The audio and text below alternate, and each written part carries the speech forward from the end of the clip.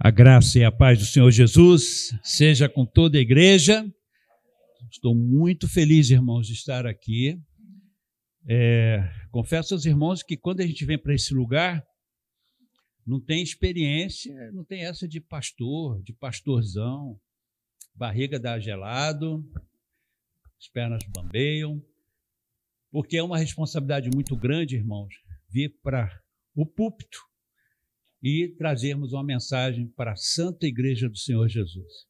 Então, é uma responsabilidade muito grande. O irmão Reginaldo passa por isso, o pastor Carlos, pastor da igreja, passa por isso. Então, não é uma coisa fácil para nós. Confesso aos irmãos que eu estou tremendo aqui por dentro.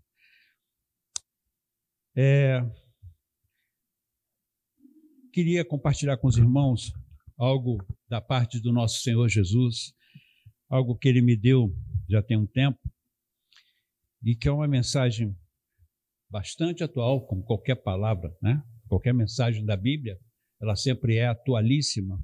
Então, eu queria compartilhar com os amados o texto que está em 1 Pedro, no capítulo 1, e vamos ler a partir do verso 1.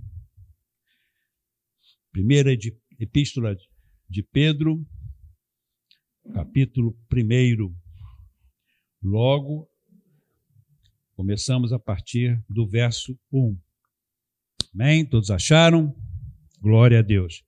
Diz assim as Sagradas Escrituras: Pedro, um apóstolo de Jesus Cristo, aos estrangeiros dispersos por todo... Legal o óculos, amado.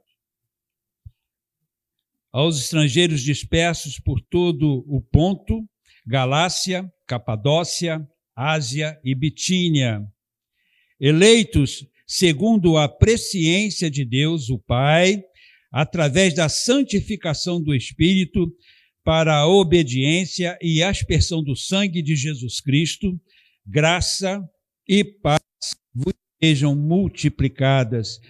Bendito seja o Deus e Pai, nosso Senhor Jesus Cristo, que conforme a sua abundante misericórdia, nos gerou novamente para uma esperança viva, pela ressurreição de Jesus Cristo dentre os mortos, para uma herança incorruptível, imaculada, e que não desvanece, reservada no céu para vós,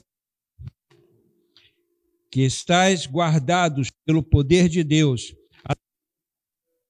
para a salvação que já está pronta, revelada no último tempo, para a qual vos alegrais grandemente, embora agora, por um tempo, sendo necessário que estejais sob opressão por causa das muitas tentações, para que a prova da vossa fé, sendo muito mais preciosa do que o ouro que perece, mesmo que provado com fogo, possa ser achada em louvor e honra e glória na aparição de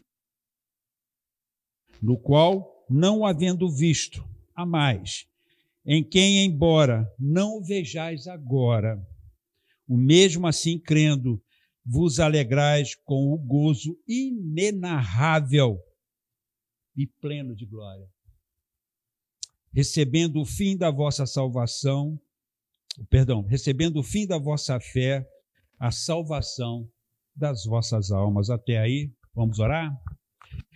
Querido Deus, maravilhoso Pai, precisamos da Tua assistência agora. Todos nós aqui, a começar desse púlpito, precisamos da assistência do Teu Santo Espírito. Senhor, que o Senhor fale aos nossos corações, que o Senhor abra o nosso entendimento, ó Deus. Precisamos da Tua luz para podermos entender o que Pedro, Teu servo, quis dizer ao escrever essa carta. Nos ajude nisso, Senhor, e que eu possa, meu Pai, meu Deus querido, pela Tua misericórdia, poder explanar isso de acordo com a vontade do Teu Santo Espírito. Não me deixe te atrapalhar, mas me dê a Tua assistência agora, em o nome de santo do Senhor Jesus. Amém. Podemos sentar, queridos. Antes de começar, eu queria agradecer pela visita desses amados queridos irmãos, né, que estão aqui, Marisa, Alexandre, a irmã Eliette e seus 3 filhos. Tá? Quero dizer para vocês que vocês são uma bênção e nos deixam muito felizes com a presença de vocês aqui. Amados, não há um consenso em quando Pedro escreveu essa carta e o local onde ele escreveu.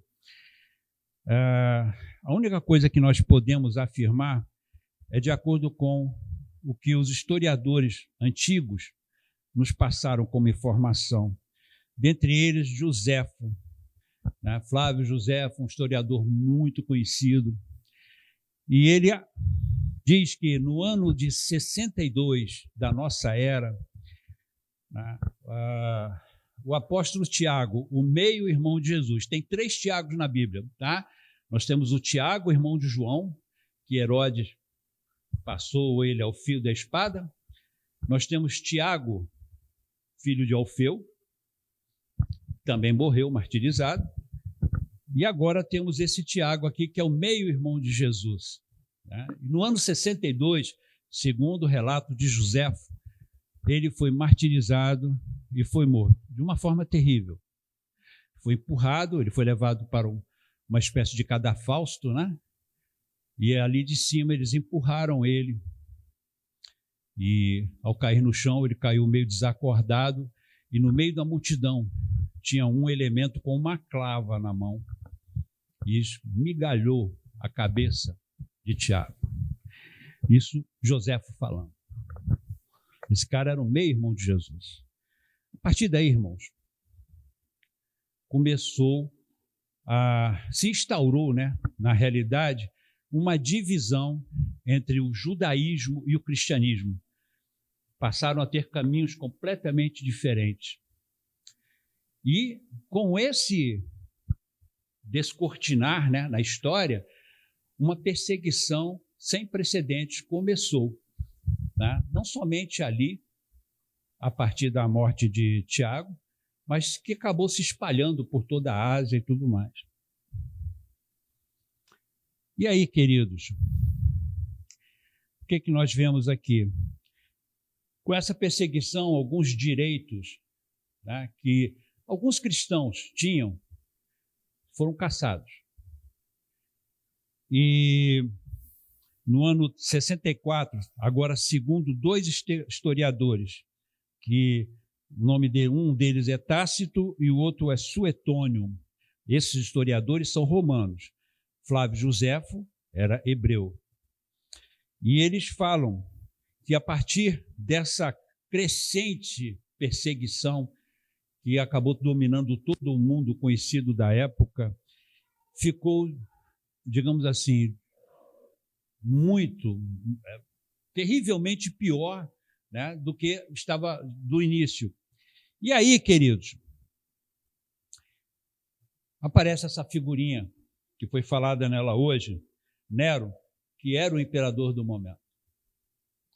E Nero foi um imperador tremendamente cruel, né, e os cristãos padeceram sob as mãos de Nero, de uma forma muito ruim.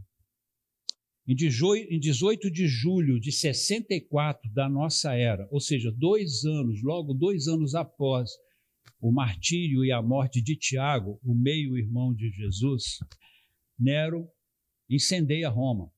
2/3 da cidade foram queimados.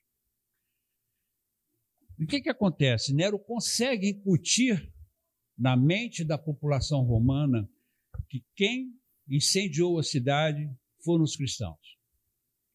Ele consegue fazer com que todo o império se volte contra os cristãos, e a revolta era muito grande.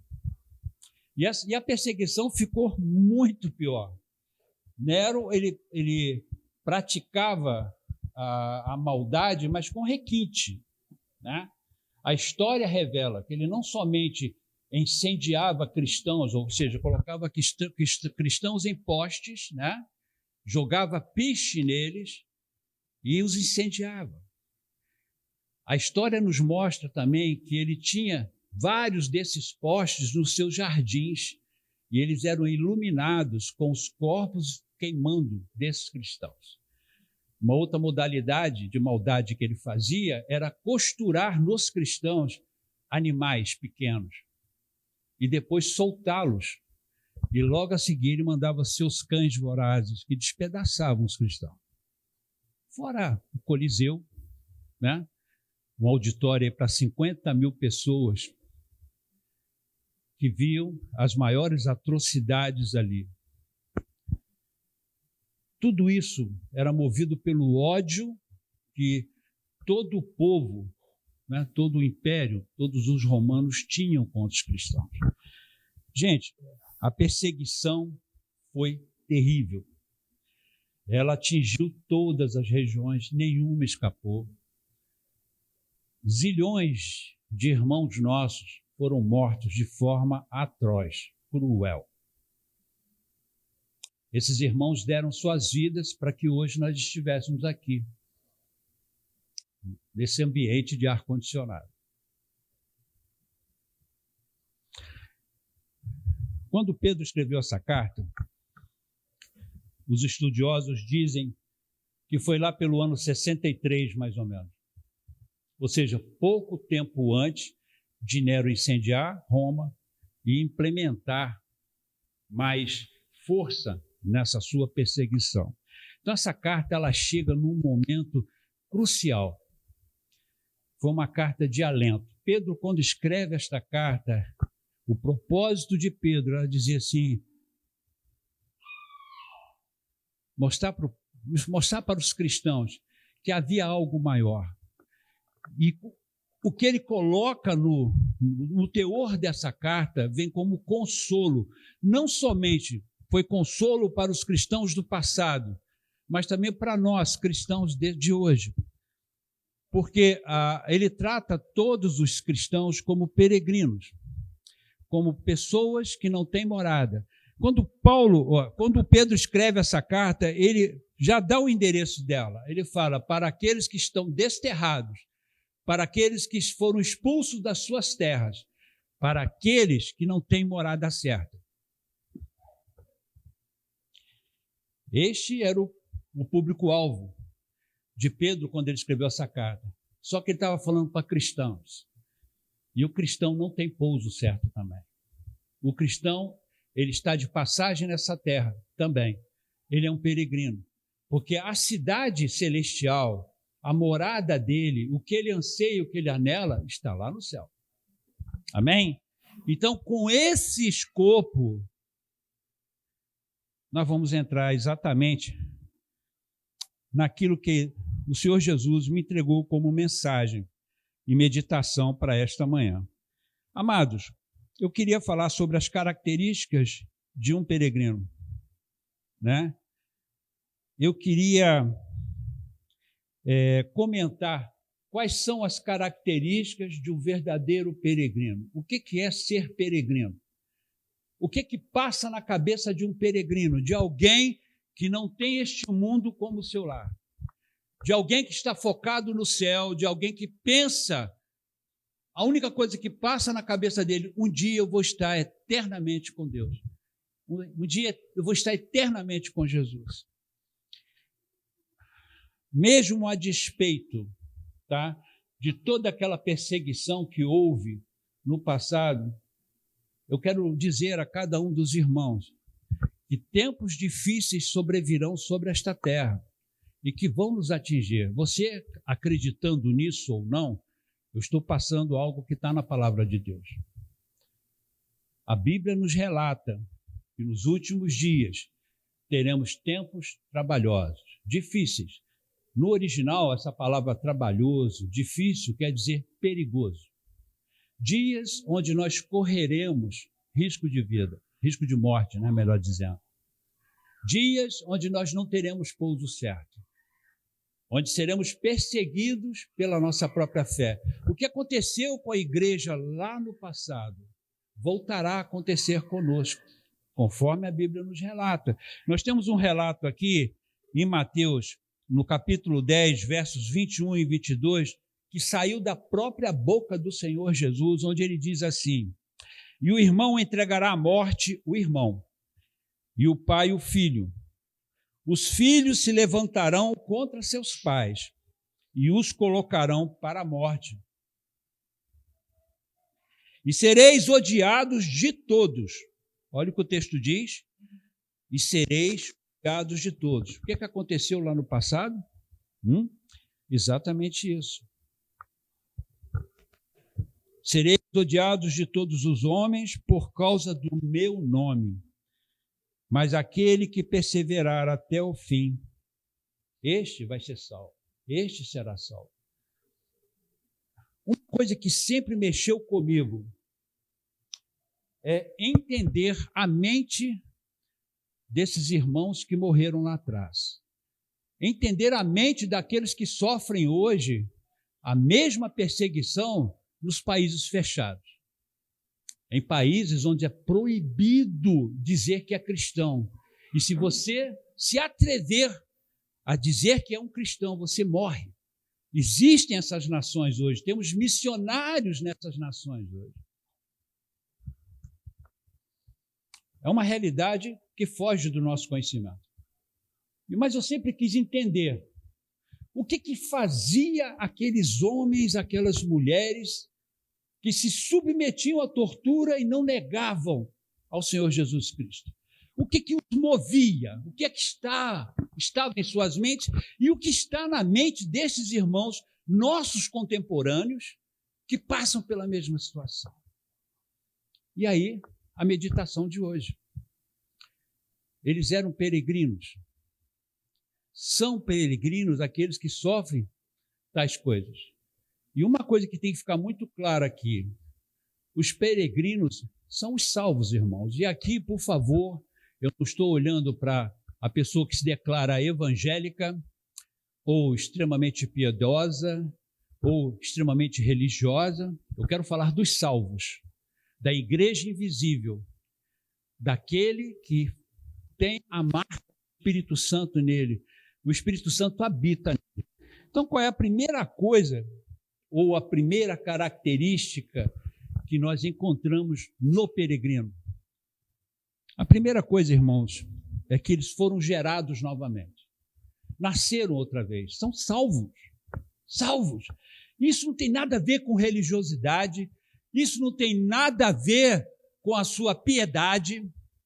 Isso não tem nada a ver com a forma que você encara a sua cosmovisão, né?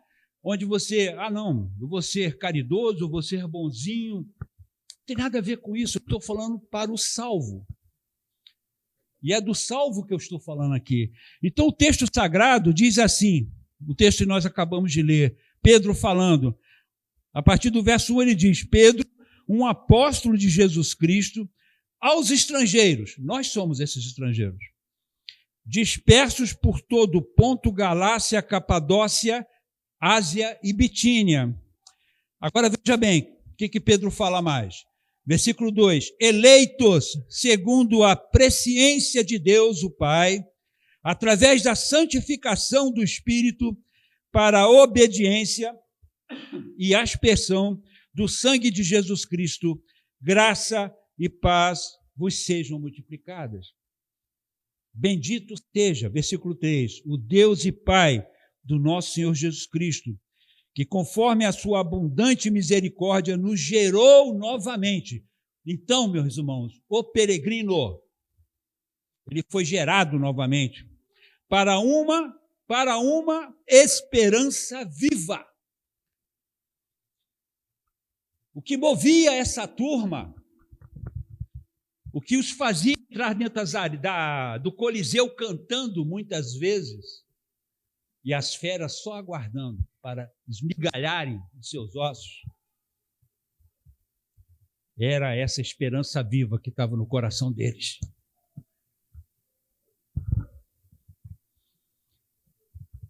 Essa esperança está baseada na ressurreição de Jesus Cristo dentre os mortos. Amados,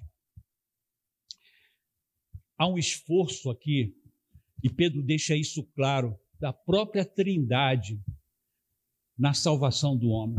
Antes da fundação do mundo, nos tempos eternos, o Pai, antevendo toda a situação, porque para Deus não existe passado, nem presente, nem futuro. Para Ele é tudo a mesma coisa. Deus é um ser atemporal, Ele está fora do tempo, portanto, Ele contempla tudo de uma vez só. Então, lá nos tempos eternos, antes de haver qualquer outra coisa, o Pai idealiza o plano de salvação. O plano de salvação foi criado por Deus porque Ele se importou conosco. Deus se importou conosco, míseras criaturas, difíceis de se lidar, mas Ele se importou conosco. E aí Ele cria esse plano maravilhoso. Jesus vem e se apresenta, porque teria que ter alguém para executar esse plano. E esse alguém, Jesus, que se prontificou a executar o plano, ele não foi convocado, ele se apresentou. Ele tinha que morrer. O preço que ele tinha que pagar para que esse plano fosse executado só aconteceria, ou seja, esse plano ele só surgiria, só teria efeito se ele derramasse o seu sangue. Se ele sofresse na cruz, num pedaço de madeira, enfincado ali como um animal, durante 6 horas sofrendo, gemendo, para que eu e você estivéssemos nesse lugar. E aí, Pedro fala uma coisa interessante. Fomos eleitos. O peregrino, o salvo, ele foi eleito desde a fundação do mundo. Porque Jesus é o cabeça da igreja. Ele é o eleito e nós estamos inclusos nele. Quem estiver em Cristo está indo rumo ao céu. Quem estiver fora de Cristo não está indo para o céu. E o céu é uma realidade. O céu não é uma utopia. O céu é mais real do que isso aqui que nós estamos vivenciando nesse momento.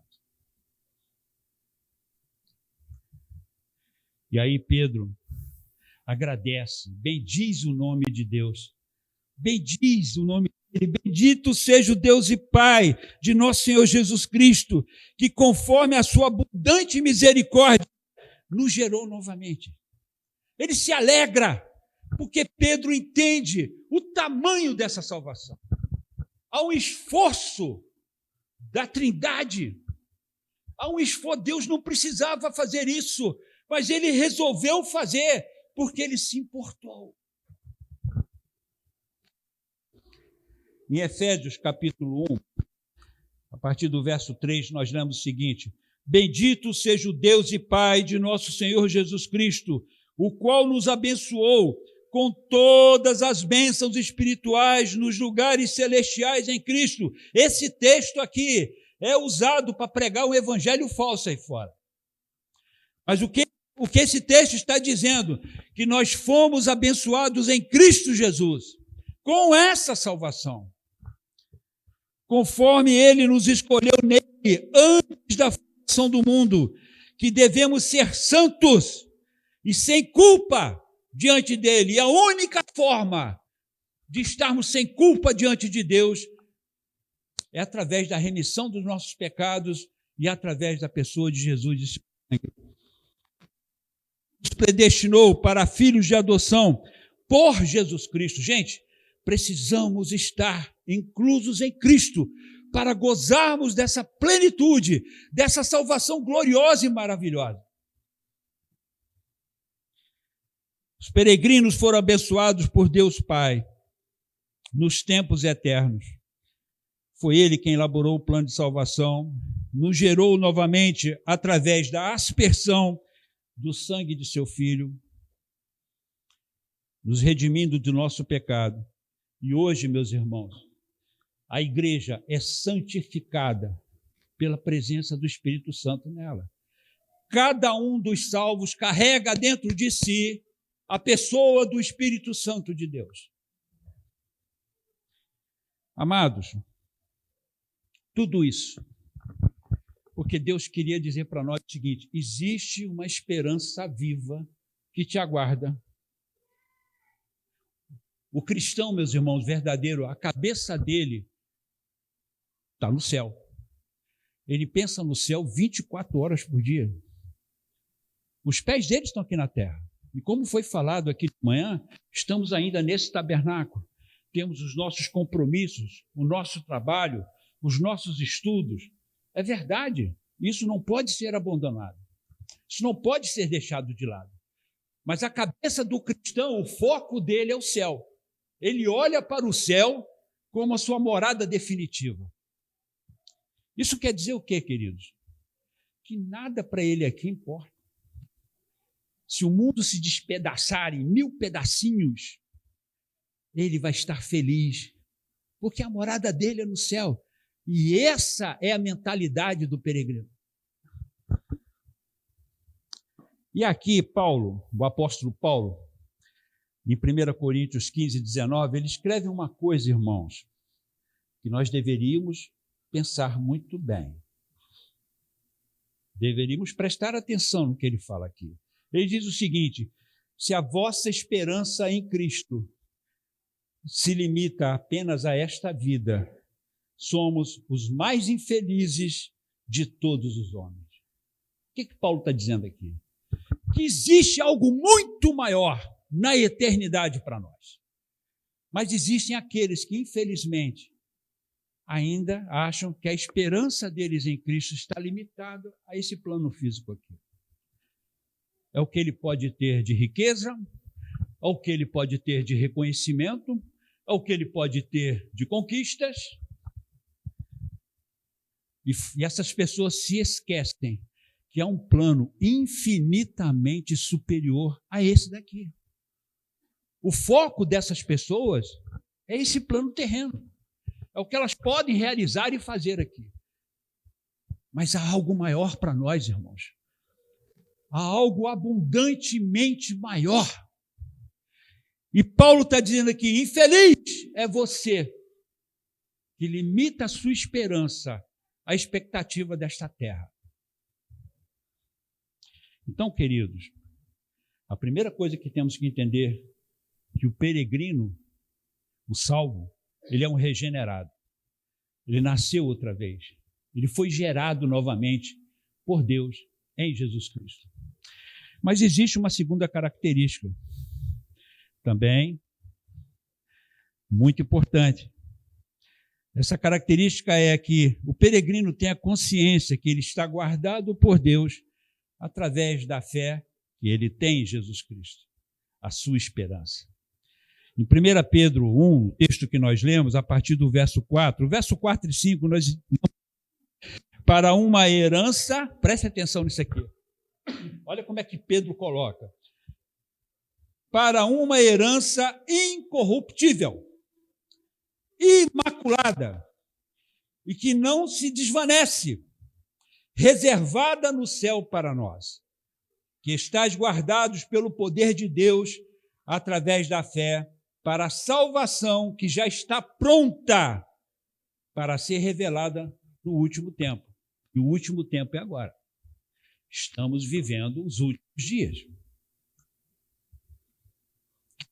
Acreditar nisso ou não, estamos vivendo os últimos dias dessa terra. Pedro está dizendo o seguinte: há uma herança que não tem como se comparar a nada que essa terra produz e possa nos dar. Essa semana morreu um cantor famoso, né? E ele deixou uma herança de 60 milhões de reais, que vai ter que ser dividida lá entre os seus herdeiros. A herança dele, na reportagem que eu vi, ele tinha helicóptero, uma lindíssima fazenda, um lugar paradisíaco, realmente. Eu já morei no interior, conheço bem fazenda, mas essa dele é au concurso. Ele mostrou os carros que ele tinha. Ele deu uma entrevista na televisão em um dia, estava muito bem, e no outro dia estava morto. O que adianta, irmãos? Vamos lá. O que adianta você se apegar às coisas deste mundo? Tudo isso vai passar. A sua beleza vai acabar. A sua juventude é como água. Você segurando água na mão. Vai escorrer pelos seus dedos. Escorre pelos seus dedos todos os dias. E um dia você vai se olhar no espelho e você vai começar a ver, meu Deus, o que aconteceu comigo? Pedro fala de uma herança incorruptível, imaculada, irmãos, que não desvanece. O tempo rouba. Ladrão não pega. É o que Pedro fala para nós aqui. Essa carta é uma carta de consolo, mas para os peregrinos. Quem não é peregrino não vai entender isso aqui. Quem não é salvo não vai compreender o que está escrito aqui, porque ele não anseia pelo céu. O céu não é a motivação dele. Então isso aqui não significa nada. Mas salvo, isso me consola. Eu posso acordar de manhã cheio de problemas, com doenças no meu corpo, mas a minha esperança, ela não desvanece. Eu tenho uma herança no céu incorruptível, me aguardando. Uma coisa interessante, queridos, o peregrino, ele não negocia os seus valores, ele não flerta com esse mundo. Quando eu era jovem, isso há um século atrás, eu vi algumas cenas que eu não consigo tirar da minha mente. Na minha roda de amigos, eu via muitos casais, né? Garotas abraçadas com seus namorados, e por cima do ombro deles, elas flertavam com um outro camarada que estava logo ali na frente. Piscavam para ele, mandava beijinho por cima do ombro do cara. E aquilo me impactava. Como é que pode um negócio desse? Como é que você pode flertar com uma pessoa estando abraçada com outra? O que Pedro está falando aqui é a mesma coisa. Em Efésios 5, no verso 11, 15 e 17, ele diz assim: não tenhais comunhão com as obras infrutíferas das trevas, mas antes reprovai. Falando aqui em Efésios. Portanto, vede prudentemente como andais, não como tolos, mas como sábios. Por isso, não sejais insensatos, mas antes entendei qual a vontade de Deus. Ele fala aqui para a gente não ter comunhão com as obras infrutíferas das trevas. Tem muita gente flertando com o mundo. Aqui está abraçada com Jesus, mas durante a semana está flertando com o outro, né? Com o dono do mundo. Então, queridos, é muito triste isso. A diferença entre esses camaradas que sofriam esse tipo de vexame, tá, de não saberem que as suas namoradas estavam flertando com outro camarada que estava logo ali, entre esses caras e Jesus, é que Jesus sabe que nós estamos flertando quando fazemos isso. Nós não enganamos Jesus. Nós não enganamos Deus. Ele tem um scanner que ele passa em você inteiro. Olha todas as áreas do seu interior, aqueles cantos mais escondidos da tua alma, onde a luz está apagada, ele vem com a luz dele, ele ilumina tudo. E ele sabe de tudo a nosso respeito. Os peregrinos sabem que a sua herança é infinitamente superior, irmãos. E tudo que este mundo pode oferecer, os peregrinos são guardados por Deus nesta fé, para não cederem a este mundo. Em 1 Pedro, no capítulo 1, dos versos 18 para frente, nós lemos o seguinte, no texto que nós lemos agora há pouco: porquanto vós sabeis que não fostes redimidos com coisas corruptíveis, como prata ou ouro, de vossa vã maneira de viver. Pedro chama de uma maneira fugaz, algo sem sentido, vazio. O cara morreu e toda a herança dele, aquilo que ele tanto lutou e construiu, ele não pôde levar com ele. Como a prata, o ouro, da vossa vã maneira de viver, a qual recebeste dos vossos pais. Mas Pedro está dizendo, não foi comprado, você não foi redimido, comprado de volta, tá? Por ouro, por prata. Mas Pedro está dizendo, mas com o precioso sangue de Cristo, como de um cordeiro, sem defeito e sem mancha, o qual foi verdadeiramente preordenado antes da fundação do mundo. Jesus sabia o que ia acontecer com ele. Todo o martírio pelo qual ele ia passar, mas mesmo assim, ele se apresentou. Eu vou executar teu plano, Pai. Eu vou fazer tudo. Idealizou. E por ele credes em Deus, que o ressuscitou dentre os mortos, e lhe deu glória, para que a vossa fé e esperança estivessem em Deus. O cristão verdadeiro, o peregrino, aquele que não tem parte com esse mundo, ele sabe quanto custou para ele ser peregrino, para ele ser salvo. Ele sabe que não custou nem ouro nem prata, mas custou o sangue do precioso Jesus, do nosso Jesus.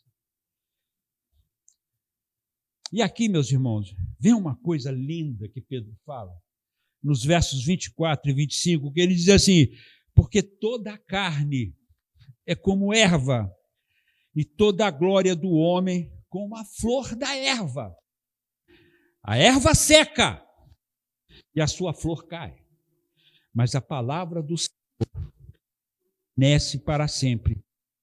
Essa palavra que, pelo Evangelho, vos é pregada. É o que eu estou pregando aqui hoje. É o que essa igreja faz. É o que o irmão Reginaldo faz. É o que o irmão Hermélio faz. É o que o pastor desta igreja faz, o pastor Carlos. Pregamos este Evangelho. Não pregamos nada fora do que está escrito na palavra de Deus. Porque é isso que vai fazer diferença nas nossas vidas. Em terceiro lugar, queridos, talvez seja a resposta que eu esteja buscando. O que faz esses camaradas seguirem para a morte? E felizes, cantando. Quando Nero estava no Coliseu para presenciar a morte dos cristãos, o que mais incomodava ele era que eles entravam cantando. E ele perguntava, meu Deus, povo louco, eles vão ser esmigalhados pelas feras. Estão cantando.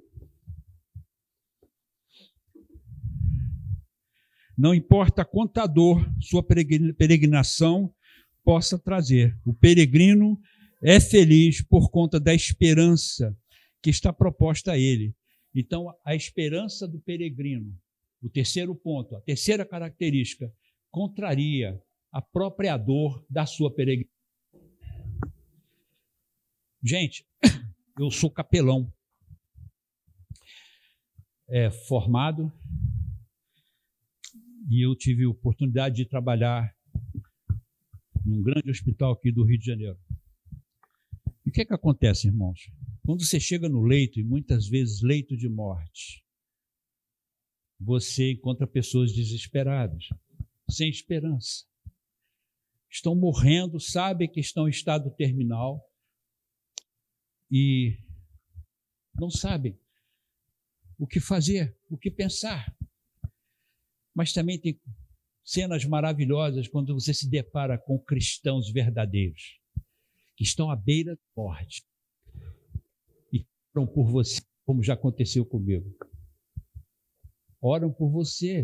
Eles estão no leito morrendo, mas eles oram por você. Deixa eu orar por você, camarada. Deixa eu fazer uma oração por você. E a gente vê essas pessoas sorrindo, seus rostos estavam brilhando por causa dessa esperança viva. A esperança contraria a dor, irmãos, na vida do peregrino, na vida do salvo. 1 Pedro capítulo 1, versos 6 e 7, na qual, preste atenção no que Pedro fala aqui, na qual vos alegrais grandemente, embora agora, por um tempo, sendo necessário. Olha o que Pedro diz.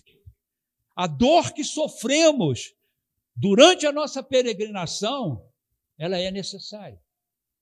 Pedro está afirmando isso aqui. Estejais sobre opressão por causa das muitas tentações, das muitas provações. Quanta gente sofrendo nesse exato momento.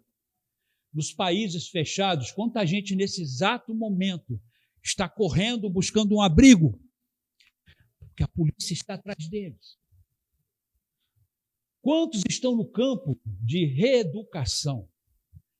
O dia inteiro, os alto-falantes pregando a doutrina comunista, porque eles precisam ser reeducados. Irmãos,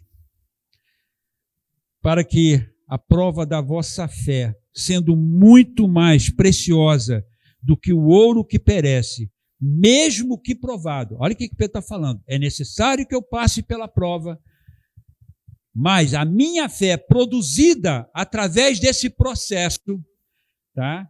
Mesmo ele sendo provado com fogo, mesmo que você esteja passando pela pior das dores, pela maior de todas as doenças, mesmo que você esteja... As portas estão todas fechadas. Você não consegue escapar para lado nenhum.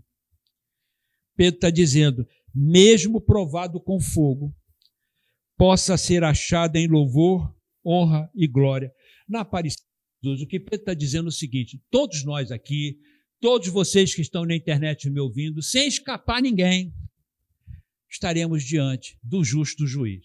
Isso vai acontecer, queridos. Cedo ou tarde vai acontecer. Se não acontecer na volta do Senhor Jesus, vai acontecer na nossa morte. Vai acontecer na nossa morte. Lembra-se? Seca-se a erva e a flor cai. Vamos morrer, irmãos. Uns morrem mais rápidos do que outros. Nós temos um cronômetro aqui na testa, invisível para nós, mas visível para Deus. Dia e hora já está marcada. E nós andamos neste mundo como se fossem seres eternos. O nosso espírito é. Quando morrermos, a nossa parte eterna, a nossa essência, aquilo que realmente nós somos, vai subir igual um raio para a eternidade. Mas para qual eternidade? A eternidade com Deus ou a eternidade longe dele?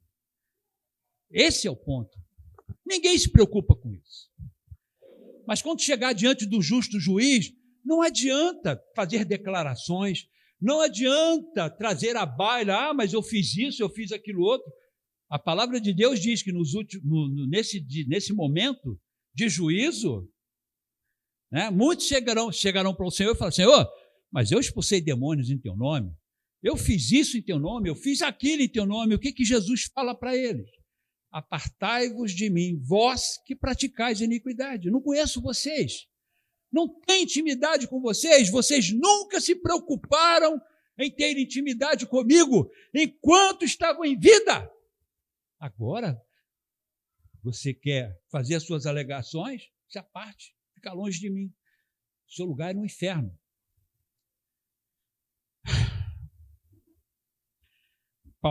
Pedro fala que a fé provada com fogo, vai chegar o dia que, quando estivermos diante do Senhor, Ele vai dizer assim para nós, peregrinos, escutem o que eu estou falando. Vinde benditos do meu Pai, para a herança que já está realizada desde os tempos eternos para vocês. Vinde benditos do meu Pai. A fé provada do peregrino é o seu cartão de visita, irmãos. E tem muita gente sem esse cartão no bolso. Tem muita gente sem esse cartão. 1 Pedro capítulo 1, versos 22 e 23 diz assim: visto que vós tendes purificado as vossas almas, novamente, pela obediência à verdade através do Espírito. Pedro falando, ao amor não finito dos irmãos, vede para que ameis uns aos outros fervorosamente e com um coração puro, tendo nascido novamente, outra vez, gerado outra vez, não corruptível, mas de incorruptível, pela palavra e permanece para sempre. Por último, queridos, encerrando essa mensagem, eu falei no início que o peregrino, ele anseia pelo céu. O peregrino, ele canta Maranata todo dia. Ele levanta e fala assim, Maranata, a hora vem, Senhor Jesus. Eu quero sair dessa loucura aqui. Eu quero ir embora disso aqui. Irmãos, simples assim. Olhem para o mundo. Eu fico abismado, né? Eu converso muito com o pastor Carlos, e nós dois temos quase que a mesma cabeça, não sei. Falta muito pouquinho para sermos iguais. E o que ele gosta de fazer, eu também gosto.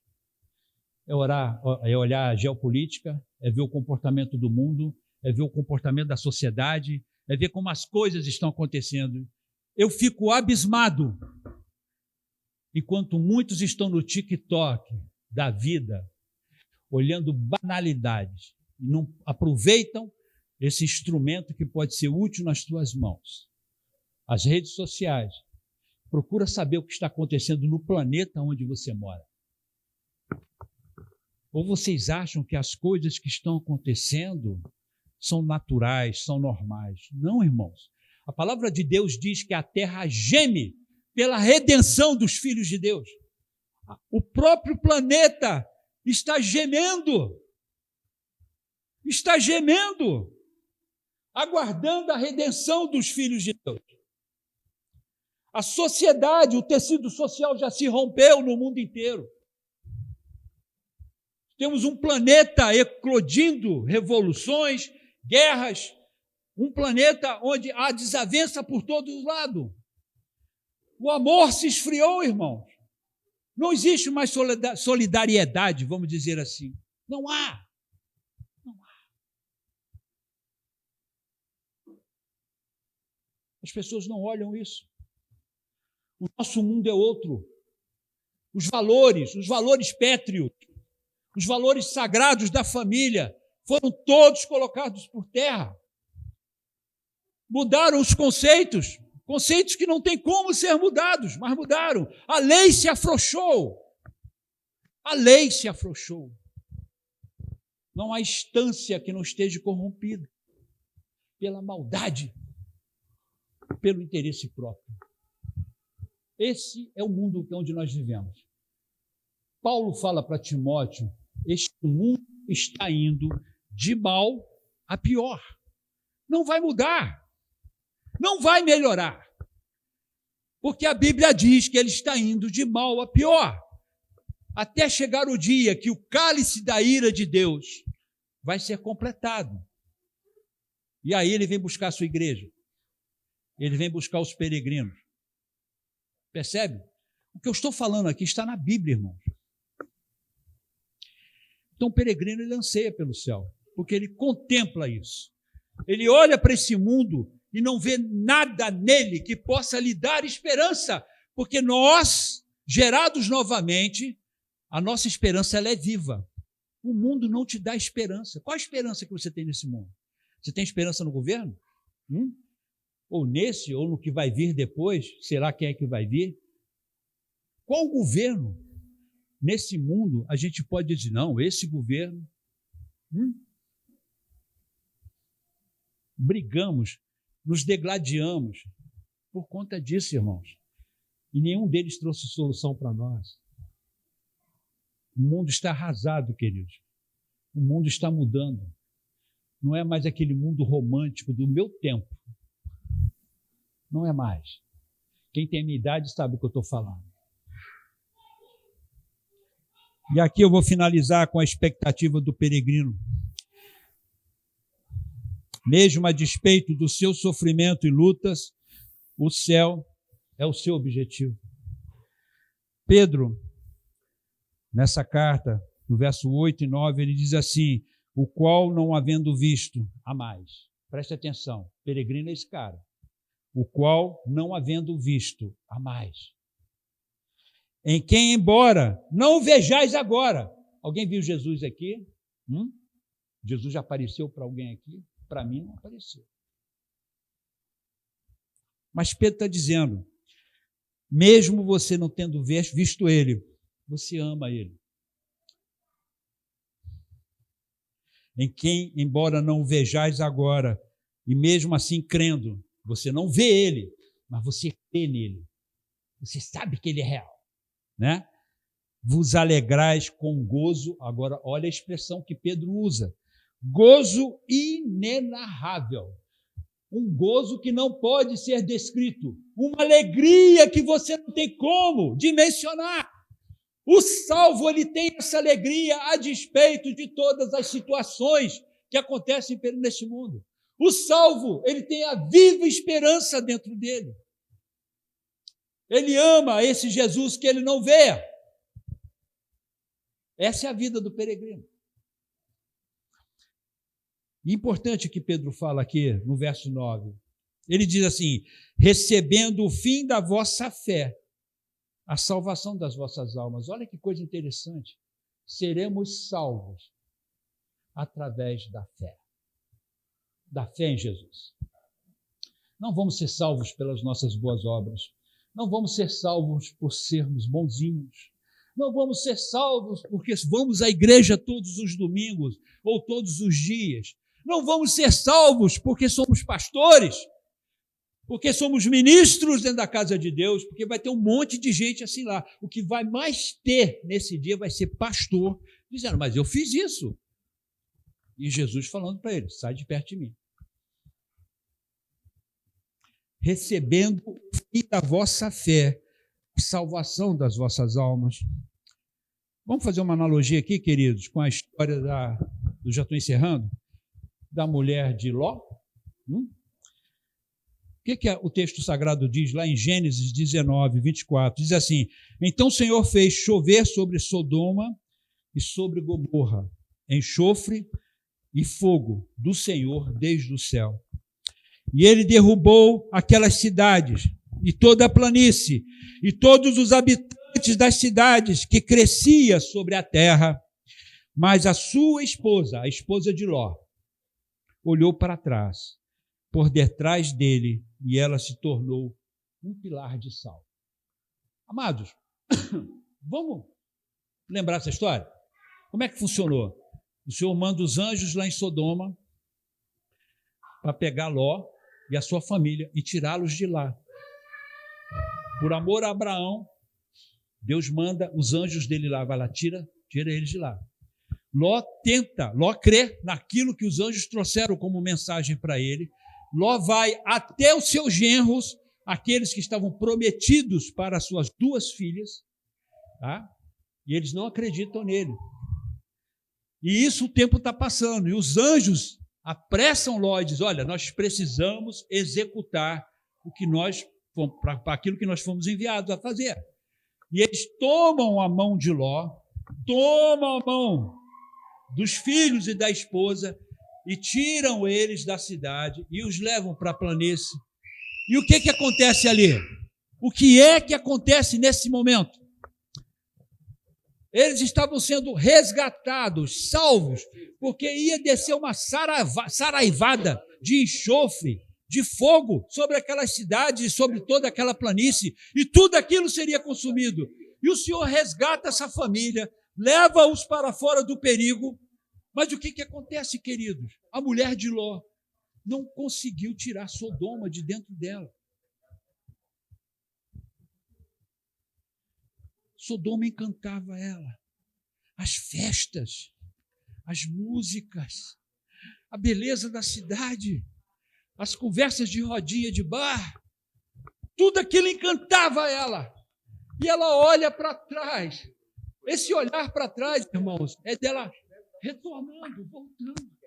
Eu não posso ficar sem isso. E ela é pega pelo juízo de Deus.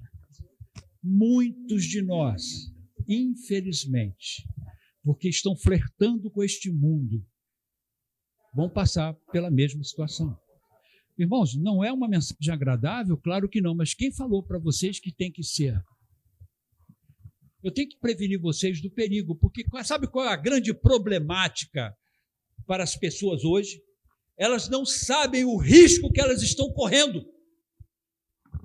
Sabe por que elas não creem em Jesus? Por que elas não aceitam o Senhor Jesus? Porque elas não sabem o perigo que elas estão correndo. Jesus vai voltar. A Bíblia diz que esse mundo será desfeito. O céu se enrolará como um pergaminho. As estrelas do céu cairão. E de repente estaremos diante do trono do Santo Senhor. Isso é realidade, irmãos. Isso é verdade. E tem muita gente preocupada com outras coisas. O meu dever aqui e o dever dos meus pares deste lugar é avisar do perigo. É dizer que isso vai acontecer cedo ou tarde. Se não acontecer em vida, vai acontecer na sua morte, que pode ser a qualquer momento.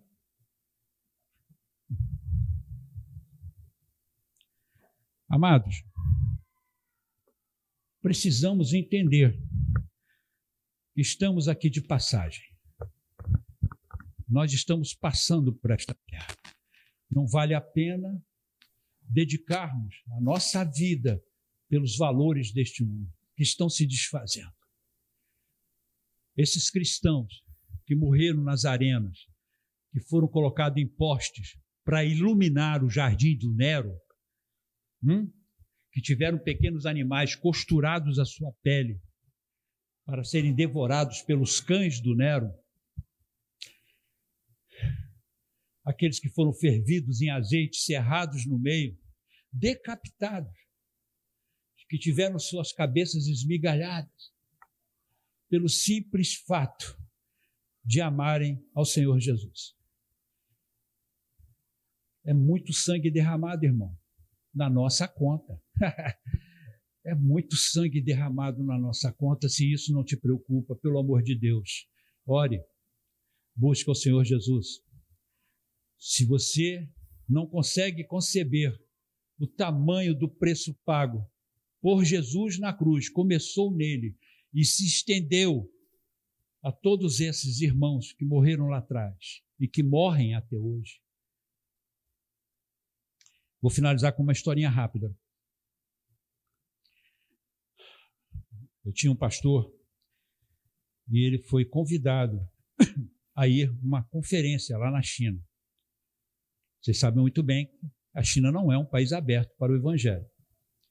Nossa conferência, evidentemente, ela não era divulgada, ela era escondida. E ela acontecia uma vez por ano. Nessa conferência, tinha pessoas que precisavam sair 3 meses antes de casa, poder chegar no dia certo. Então, pensa bem, eles levavam metade de um ano fazendo o trajeto de ida e de volta. Muito bem. Chegando lá, esse pastor e o filho dele estava com ele também, conversando com um desses chineses. O chinês olhou para ele, perguntou para ele assim: quantas vezes você foi preso? Ele ficou aturdido com aquela pergunta. Como? Quantas vezes eu fui preso? Nenhuma. Você nunca foi preso? Eu vou te dizer, eu fui preso 20 vezes por amor a Jesus. Está vendo aquele senhor ali? Foi preso outras tantas vezes. E aí vem a pergunta: o que nós fazemos com o texto quando diz que aquele que quer viver piamente aos pés de Cristo, padecerá perseguição, padecerá luta. O que nós fazemos com esse texto que está na palavra? O peregrino, irmãos, o peregrino, ele é gerado de novo. Se você não for gerado novamente, se o Espírito Santo não fizer uma mudança na sua vida, se ele não fizer você nascer de novo, você não vai entender o que eu estou falando aqui agora. Não vai compreender. Sua mente não vai poder alcançar. O peregrino conhece o valor do seu tesouro no céu. E como ele conhece? Ele sabe o peso desse sangue todo derramado lá atrás e ele sabe o que aguarda na eternidade. O peregrino, na sua esperança, ele contraria a dor, porque é muito maior o que ele tem para receber. É muito mais vasto, mais tremendo o que ele tem para viver na eternidade. E por último, o peregrino anseia pelo céu e ele não olha para trás. O texto de Lucas 9:2, ele é muito enfático, mas é como uma flecha no coração. Preste atenção e eu encerro com o texto. Jesus lhe disse: nenhum homem, tendo posto a mão no arado, olhando para trás, é apto. A palavra certa é essa. De Deus. Falamos do reino de Deus aqui hoje. Nosso irmão Reginaldo colocou. Essa é a nossa pregação. Falar do reino de Deus. Não estou aqui para massagear o ego de ninguém. Não estou aqui para falar da potência de pessoa que você é, das mudanças que você pode realizar, porque você é uma criatura à imagem de Deus e você pode conquistar tudo o que você quiser. Não, meus irmãos, não estou aqui para isso. Eu estou para dizer para você o seguinte: se você coloca parado e olha para trás como a mulher de Ló olhou, Jesus fala, é Jesus que está falando aqui, não é apto para o reino de Deus. Você não é apto. Eu não sou apto se eu fizer isso. Percebe? O bom do evangelho, eu gosto sempre de falar sobre isso, é que ele tem dois caminhos, duas portas, né? Não tem caminhos alternativos, não tem limbo, não tem coisa. Ou é céu ou é inferno.